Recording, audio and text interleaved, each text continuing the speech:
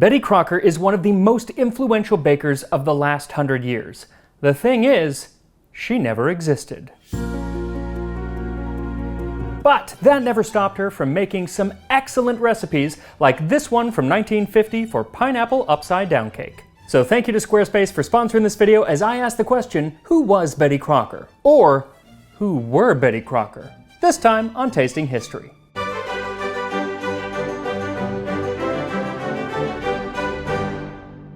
There are few names more synonymous with home baking than Betty Crocker, and that's because her recipes really stood the test of time, like those from the 1950 Betty Crocker's Picture Cookbook. She really had a knack for writing foolproof recipes regardless of your expertise in baking. One interesting thing about this cookbook is the way that she sets up her cake recipes. At the top of each page, there's what she calls a key recipe, which could be something like a yellow cake or a chiffon cake. Then she writes ways to modify each of those to make more specific cakes like a coconut cake or orange chiffon. So if you learn a dozen key recipes, you've really learned 100 different types of cake, which is pretty cool. One of the pages has a key recipe for upside down cake with ways to alter it to make peach or apricot upside down cake, a prune upside down cake, or the pineapple upside down cake, which is what we're making today. So for that, what you'll need is 1/3 cup or 75 grams of butter, a half cup or 110 grams of brown sugar, 7 pineapple rings, some pecan halves, and 7 maraschino cherries for garnish. Then she says to melt 1/3 cup butter in heavy 10-inch skillet or baking dish, sprinkle half cup brown sugar evenly over butter, arrange drained cooked fruit in attractive pattern on the butter sugar coating. So the biggest difference between her recipe and most modern recipes that you'll find is the skillet. Instead of using a cake pan, she uses a skillet, which would probably be something like a cast iron skillet, and that is going to let you get like a real nice caramelization on the fruit. So first, melt the butter in the skillet, then take it off the heat and sprinkle in the brown sugar, making sure that it's evenly spread. Then take the pineapple and arrange it on the bottom of the pan, putting a cherry inside of each ring. Then fill in the empty space with pecan halves. Also, just curious, do you say maraschino or maraschino? Because maraschino is the proper Italian, but I feel pretentious saying maraschino cherries, especially at a bar, so I say maraschino. But I guess either one works. I'm just curious, which one do you say? Anyway, once you have placed your maraschino or maraschino cherries, she says to make the cake batter. And for that, what you'll need is 2 eggs, 2/3 cup or 135 grams of sugar, 6 tablespoons or 90 milliliters of juice from the canned pineapple, 1 teaspoon of vanilla, 1 cup or 125 grams of sifted flour or cake flour. Specifically, she calls for gold medal flour or soft as silk flour. And the reason that she does is because pretty much all of her recipes are a way to sell flour, and we'll talk more about that later. Now, you can still get gold medal flour or soft as silk. This one I got online because I couldn't find it at the store, and it came like taped. It's an absolute mess. But you can still get it, but any cake flour or all-purpose flour is going to work, but cake flour is going to work better. 1/3 teaspoon of baking powder and 1/4 teaspoon of salt. So first take the sifted flour in a large bowl and whisk in the baking powder and the salt and then set that aside. Then beat the eggs for several minutes until, as she says, they are thick and lemon colored, about 5 minutes. And when she says 5 minutes, she means using an electric beater, because most of these recipes were written with electronic kitchen gadgets in mind. It was the 1950s and kitchens had gone all modern, and so most of the recipes are implying that. Then gradually add in the sugar and beat until just incorporated, then pour in the pineapple juice and the vanilla and beat those in. Finally, add in the flour mixture about 1/3 at a time and incorporate those by hand. Then pour that batter over the sugared pineapples in the pan, moving it around the entire time so it's less likely to disturb the fruit. Then set it in the oven at 350 degrees Fahrenheit or 175 Celsius. Now she says to bake it for 45 minutes, which is way too long, but she was using an oven like the one that I have behind me from, well, this one's from the late 40s, but from the early 50s, and ovens were not great. The stove part, fantastic. The oven, not so much. Modern ovens are a lot more consistent and they're just better. So I baked mine for 30 minutes, a little bit more. I would check it at 30 minutes. It might go up to 35 minutes. And while it bakes, let's look at how this very real recipe was written by a very not real person. In October of 1921, an ad appeared on the back cover of the Saturday Evening Post. It was put out by the Washburn-Crosby Company to promote their gold medal flower, and the ad was made up of puzzle pieces that you could cut out, assemble, and then mail back into the company for the prize of a pincushion in the shape of a bag of gold medal flour. 30,000 people returned the completed puzzle, but many of them were not satisfied with their pincushion. They were also hungry for knowledge, just like me. And so they used the opportunity of writing into this flour company to also ask some questions about baking. Questions like, how long do I bake my cake? How do I know when it's done? What kind of flour should I use for whatever? The kind of questions that you would just Google today, you had to write in and just hope you got an answer several weeks or months later. But at this time, the Washburn-Crosby Company was not staffed to answer all of these questions. And all of the questions that were ever sent in, or any kind of fan mail for a flour company, they were answered by the all-male marketing department, and they mostly didn't know anything about actually baking. So they asked the all-female home service department, who came up with the recipes. But even with the ladies' input, the letters were still coming from men, and the head of the marketing department kind of thought that women didn't want to get a bunch of answers from men who had never been in the kitchen, so he decided to put a woman's name at the bottom of every letter, Betty Crocker. Betty, because it was a popular name at the time, and it just sounds pleasant. Who doesn't have a favorite gal pal named Betty? And Crocker, because it was in honor of a recently retired and beloved executive, William Crocker, at the company. But if you were going to have people sign Betty Crocker, then the signature needed to be consistent. And so they asked all of the women who worked at the company to give them their best Betty Crocker signature. And the winner was a secretary named Florence Lindbergh, and it's still the signature that is used today. And I totally related to this because when I worked for Disney, you had to learn how to sign your character's name, like so that no matter where you go in the world, Peter Pan's signature or Cinderella's signature will always look the same. Mine was Prince Charming, and I never actually had to sign it, but I was prepared. Anyway, with that signature, Betty Crocker was born, on paper at least. And between Betty Crocker's responses to questions and the added publicity of the company's not-so-subtle Eat More Wheat advertising campaign, the number of flour-related questions came flooding in, and within 5 years, the company said that because of Betty Crocker, 2 million women have learned to make perfectly delicious small breads and pastries every time they bake. Then in April of 1926, with 5 years of content, plus a bunch of recipes from gold medal cookbooks from the early 20th century, the people behind Miss Crocker invited customers to send in 70 cents, which then became $1, and in return, they would send you a little wooden box filled with Betty's best recipes. And maybe if I had thought to do that, I would have compiled my recipes into a little wooden box instead of putting them in a tasting history cookbook. But here we are, it's on shelves, it's on my counter. Speaking of the Tasting History Cookbook, I am going to be going back out on book tour in October. This time it's all East Coast. The cities are still being determined, but we're going to go north to south, hitting several cities. So if you live back there, I'd love to see you. I'm going to put details online as soon as I have them. In fact, maybe by the time this video actually drops, I'll have all those details or some of the details down in the description. So keep an eye out. Anyway, as Miss Crocker's popularity grew, the Washburn-Crosby Company decided to take her onto the airwaves. They'd recently purchased a Minnesota radio station and then hired a journalist and home economist, Blanche Ingersoll, to write scripts and perform them, providing the very first voice of Betty Crocker. And in October of 1924, households all over the Midwest heard Betty Crocker say, "Good morning. This is a very happy morning for me because at last I have an opportunity to really talk to you. To those of you who are my friends through correspondences, I wish to extend most cordial greetings and good wishes. And to those of you who are making the acquaintance of Betty Crocker for the first time, I bid you welcome to our circle. This hour, 10:45 every morning, is yours, and I am here to be of service to you."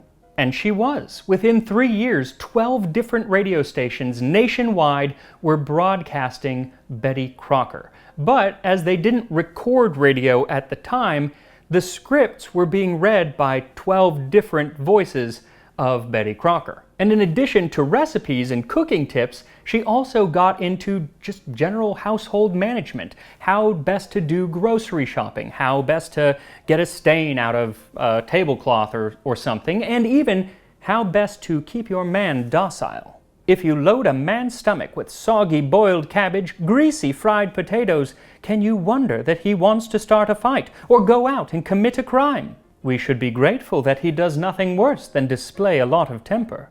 Now, all of these scripts for Betty Crocker were still being written by one person, and in 1927, that one person was Marjorie Child Husted, who for the next 20 years really was Betty Crocker.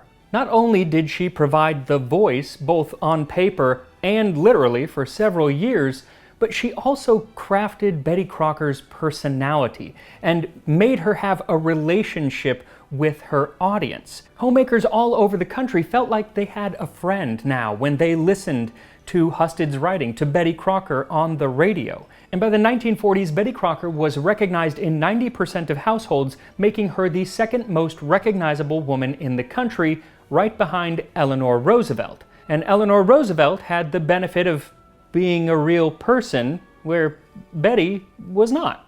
The relationship that Husted built between Betty Crocker and her audience was something very new at the time and resembled that of Dear Abby years later in the 1950s and 60s. And similarly to Betty Crocker, Abigail Van Buren didn't really exist. It was the pen name of Abby's creator, Pauline Phillips. Now, this relationship that was built became all the more important in the 1930s during the Great Depression, when people just needed to have a calming voice to listen to and a voice to hear that people were going through the same things as they were going through. And so Betty would read letters on the air like, "My husband is just barely making a living for my 4 children and myself. He has had his wages cut terribly. I must try and do something." This allowed Betty Crocker to then teach people how to meal plan and cook on a budget. This was also an era of great change for the American home cook because of all the gadgets that were starting to invade the kitchen. So Betty Crocker, or rather Marjorie Husted, began writing the recipes to complement those new kitchens, the new appliances, and in some cases, new ingredients that weren't around even 20 years before. She also made a push for standardized size cake pans because before that, each company was just kind of making their own size cake pans. There was no 9x13. It just wasn't standard like it is today, which makes baking hard. She also took old recipes that people had on their shelves and told them how to update them for modern cooking. Since many of the ingredients and methods no longer fit the times, do not try to follow the directions given. Instead, if you discover a recipe you'd love to prepare, refer to a more current Betty Crocker recipe. And all of these changes actually saved people time and money during a time when people really needed to save money. If you're trying to figure out a recipe from 1910 before they had any kind of temperature on your oven or a lot of standardized measurements were just coming into use, and in a cake pan that is not standard, and using ingredients that maybe don't even exist anymore, you're gonna have a lot of trial and error and end up wasting a lot of ingredients. Betty Crocker helped to fix that, and people really appreciated that. But even Betty Crocker, the beloved Betty Crocker, was not above controversy. There was a period where she had bachelors on her radio show and would ask them what they were looking for in their future wife. And while many people actually really loved the segment, others did not, though not necessarily for the reasons that you'd think. I can't say that I care much for your talks about what different men want in their future wives. Most of us who listen are married, and our husbands have got all they're going to get, unless it's some different food for which you are giving us recipes in that time. Besides, we all know they won't get what they're looking for. They'll fall in love with some pretty nitwit and won't even stop to ask whether or not she can cook. I feel like there's a lot of subtext to that letter that didn't actually make it in. But other than the occasional disgruntled housewife, most people did enjoy the segment, and it actually brought in a lot of male viewers, or listeners, because it was on the radio. And some of those male listeners began sending in marriage proposals by letter to Betty Crocker. And one of these proposals actually did end up in a marriage, obviously not to Betty Crocker, but to one of the women who was writing back the letter. They actually ended up getting together and got married. And this led to a rumor in the press that Betty Crocker had gotten hitched, and so Betty Crocker, the character, had to come out and say, no, that's just a rumor. The girl who was married was a former member of our staff, but Betty Crocker is right here as usual. Instead of practicing making biscuits for a husband, I'm afraid I will have to be content to keep doing my cooking in the gold medal kitchen so that we can work out all these recipes for you. And she did continue to work out recipes like in this 1942 Betty Crocker's Cookbook of All-Purpose Baking, which even shows her portrait for a person who didn't exist. The portrait, which was created in 1936, was actually an amalgam of several of the women who wrote on the character's behalf. Also, as this was published in 1942, it makes a lot of concessions to deal with rationing, which was happening at the beginning of World War II and throughout the war. And throughout that time, she had new recipes coming out that dealt with the ever-tightening restrictions of rations on ingredients like butter, sugar, and meat. Now, as the war years ended, Marjorie Husted, who was by that time basically Betty Crocker, was the most valuable employee at what by then was called General Mills. She was making more sales than anyone else in the company. But even though I say most valuable, she was not the most valued, as when she left in 1950, she was making 1/4 of the salary of the salesmen who were making a lot fewer sales. In a speech that she made a year after she left the company, she said, "Management is dominated by men, and there is no indication of interest on the part of employers for change." Nor did it change, at least not in the 1950s, a decade when this character that Marjorie Husted had helped craft, Betty Crocker, was at the height of her power. First, in 1950, there was Betty Crocker's Picture Cookbook, which has sold over 75 million copies and was so omnipresent in the kitchens of America that it became known simply as Big Red. The 1950s also saw Betty Crocker move from the radio to television with The Betty Crocker Show, the titular character being played by the actress Adelaide Hawley Cumming. From 1949 to 1964, Cumming played the character on a number of shows, appearing frequently on the popular Burns and Allen show.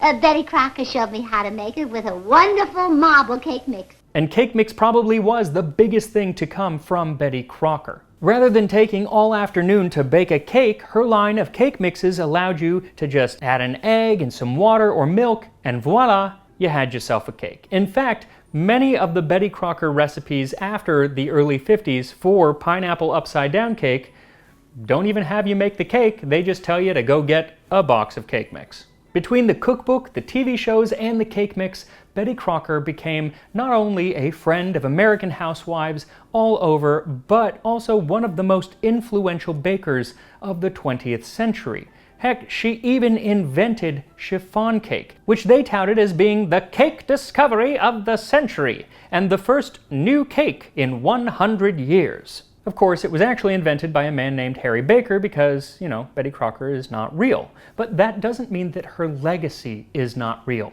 Yes, she gets the credit, but really it was the work of hundreds of cooks over decades in the Betty Crocker kitchens who did the work of perfecting numerous recipes, many of which are still with us today and very little changed. Like this recipe for pineapple upside down cake, which should be ready to take out of the oven. So once your cake is baked through, let it cool on a wire rack for 10 minutes and then carefully flip it over and let the cake drop out, upside down onto a cake plate. And here we are, Betty Crocker's pineapple upside down cake. It smells absolutely delectable. The crumb is just lovely. It's so, just looks moist.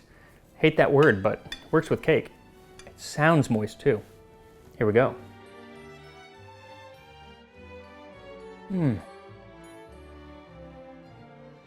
Betty, you've done it again, you old gal. Wow. Can't believe I'm eating like that. It's fantastic. 70-year-old recipe. and it shouldn't change at all. You should make this in the cast iron skillet. It really does, it darkens it up so it's not as pretty, but it creates this kind of like dark carameliness. So it's not a crunch, but there's it changes the texture, and it's absolutely wonderful, and it makes it a much more complex flavor than a lot of pineapple upside down cakes that I've had. The only problem is that I am going to eat this entire cake over the next few days. The entire cake. None of it will go to waste. It's absolutely fantastic. This recipe really does stand the test of time, and I look forward to adding it to the compendium of recipes that I'm including on the Tasting History website, which I'm building with some help from our sponsor, Squarespace. Now, while it does take a little bit of time to create a website, Squarespace makes it so much easier for those of us who don't know really anything about building a website. They have easy-to-use tools like their new Fluid engine, which allows you to drag and drop to customize every design detail of your site. And as the site is for business, once it's up and running, they have a whole suite of tools to really help make the sales process a lot easier. They make it easy to manage orders, track inventory, and most every other aspect of bookkeeping. Now they even integrate with Square so you can keep in-person sales synced up with the orders and inventory of your online store. It is perfect whether you're selling physical or digital products. So if you're looking to make a website, go to squarespace.com for a free trial, and when you are ready to launch, go to squarespace.com/tastinghistory to get 10% off of your first purchase of a website or domain. And I will see you next time on Tasting History after I have eaten this entire pineapple upside down cake. It's so good.